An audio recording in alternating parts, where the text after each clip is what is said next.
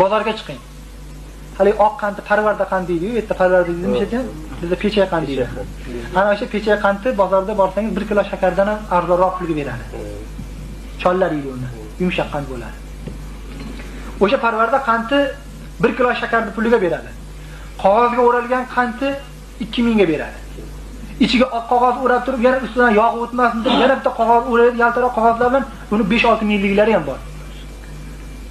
Shuni aslida olsangiz hammasi shakardan bo'ladi. Bittasi tillodan, bittasi kumushdan bo'lib qolmaydi. Hammasi shakardan bo'ladi.